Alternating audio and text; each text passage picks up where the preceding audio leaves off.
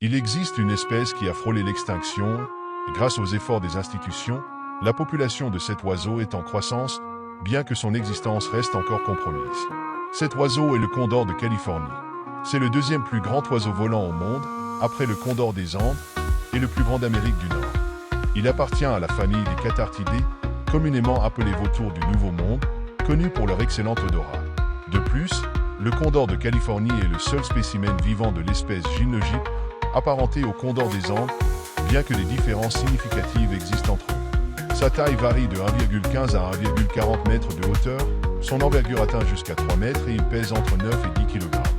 Bien qu'il soit un animal très lourd, il vole à des altitudes élevées, pouvant atteindre jusqu'à 4600 mètres. Pour éviter de se fatiguer, il utilise largement les courants d'air pour planer en cherchant son objectif. La couleur de sa tête varie du jaune au rouge orangé éclatant et dépourvu de plumes. On pense qu'il est chauve en raison d'une adaptation à l'hygiène. Cette absence de plumes empêche les bactéries provenant de la charogne qu'il consomme de contaminer ses plumes et expose sa peau aux effets stérilisants du soleil. Son corps est noir, mais la partie inférieure de ses ailes présente une coloration blanche. Ses pattes sont dotées de griffes, mais elles ne sont ni préhensiles ni courbées comme celles des oiseaux de proie. Elles sont droites, adaptées pour marcher et se poser sur des perchoirs et des rochers. Ses doigts se répartissent en 3 dirigés vers l'avant et un orienté vers l'arrière. Il vit dans les savanes de Californie et de Basse-Californie, occupant des régions très vastes allant des hautes montagnes jusqu'aux zones côtières. Il habite également dans certaines régions de l'Arizona, aux États-Unis, préférant les hautes montagnes pour nidifier et les zones semi-désertiques pour trouver sa nourriture. Ce sont des animaux nécrophages, ce qui signifie qu'ils se nourrissent de viande en décomposition provenant d'animaux morts. Ils localisent leur nourriture grâce à leur odorat, une caractéristique unique de cette famille, détectant un cadavre à plusieurs kilomètres de distance. Ils y parviennent en détectant l'éthylmercaptan, un gaz produit par les corps en décomposition, que leur odorat est capable de percevoir. Ils préfèrent consommer les mammifères de grande taille plutôt que des lapins, oiseaux ou reptiles, mais ils ne mangent pas immédiatement après avoir localisé leur repas. Ces animaux se contentent de planer autour du cadavre ou de se poser à proximité pendant les premiers jours.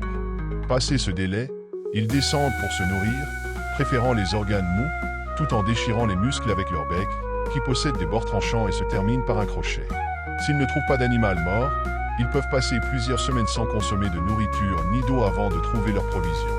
Ils parcourent également de grandes distances à la recherche de ressources, parcourant souvent jusqu'à 250 km par jour. Ils atteignent la maturité sexuelle vers 6 ans, les femelles étant légèrement plus petites que les mâles. Les mâles attirent les femelles en déployant leurs ailes et en s'approchant lentement d'elles. Si la femelle incline la tête, elle accepte le mâle, et ils deviennent partenaires pour la vie, bien qu'ils ne soient pas strictement monogames. Si l'un des deux meurt, l'autre cherchera un nouveau partenaire. Le couple construit un nid simple dans des grottes ou des cavernes sur les falaises, en particulier celles avec des arbres proches et des espaces ouverts pour faciliter l'atterrissage.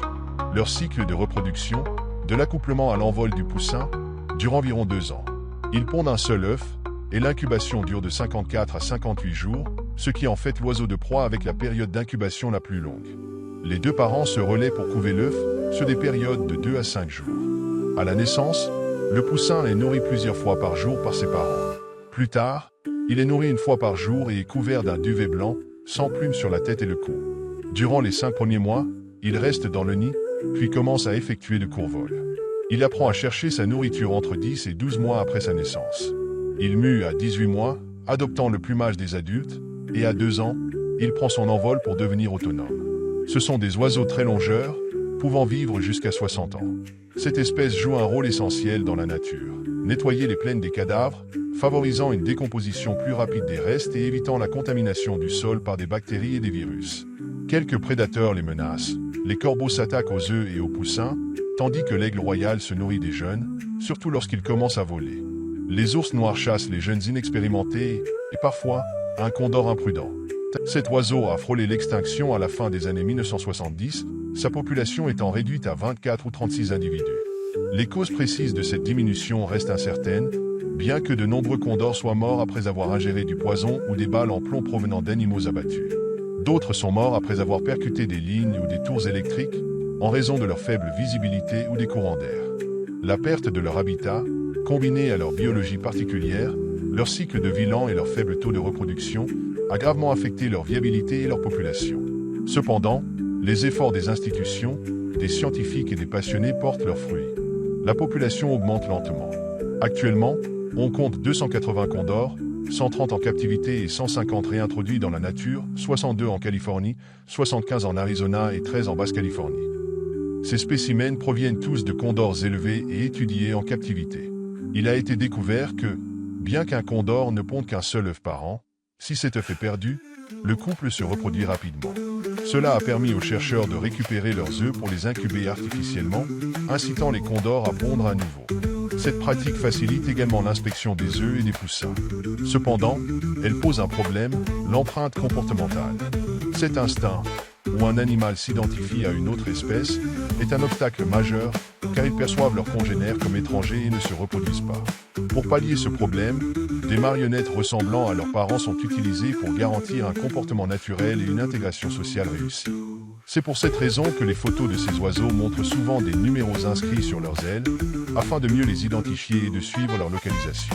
Ces mesures ont permis à une espèce menacée de s'approcher de la survie. Bien qu'elle ne soit pas hors de danger, les résultats obtenus sont encourageants et démontrent qu'avec conviction et dévouement, nous pouvons réparer les dommages causés à certaines espèces, comme le condor de Californie. J'espère que cette vidéo vous a plu. Si c'est le cas, n'hésitez pas à liker et partager. Cela m'aiderait beaucoup pour la croissance de la chaîne. Je vous laisse mes réseaux sociaux pour que nous restions en contact. Si vous êtes nouveau, je vous souhaite la bienvenue et vous invite à vous abonner. À bientôt.